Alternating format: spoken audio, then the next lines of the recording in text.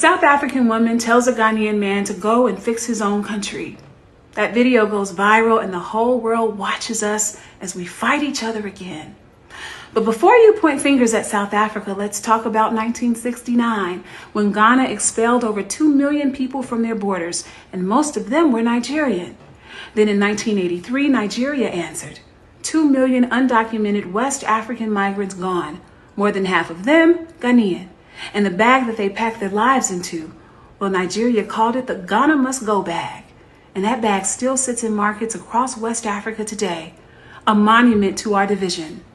And now some Ghanaians hold grudges against Nigerians, and some Nigerians look down on Ghanaians. Some African Americans reject their African heritage, and African parents warn their children away from the diaspora. We are a house divided, and we keep handing our enemies the tools to tear us apart. When the colonizers came, they didn't outnumber us.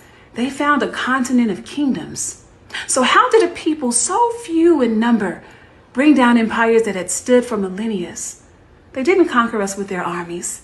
They conquered us with whispers, weapons given to one neighbor against the other. Before the Berlin Conference, the Asante Empire controlled trade routes worth millions in gold and cola alone. The British didn't defeat them on the battlefield first. First, they armed the Fanti, the Asante's coastal rivals, and then they walked in and collected the pieces. Titles offered to kings willing to betray their own, drink and money and manufactured grievance. They sowed seeds of division so deep that we're still harvesting them today.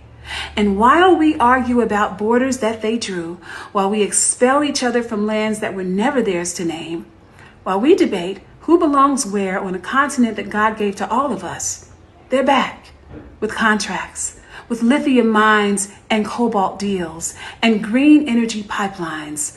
The same hands that extracted our people are now extracting our earth. This wasn't random. In 1452, the Vatican issued a doctrine that gave European monarchs legal authority to invade, enslave, and seize the land. God placed everything that his people needed beneath their feet, and we're fighting over which African deserves to stand on it. Our enemy isn't Haiti. Our enemy is not in Lagos or Accra or Joburg. Our shared enemy is the same one who came to our shores centuries ago. No African is a foreigner in his own land, but a house divided cannot stand, and they know that. The only question is, do we?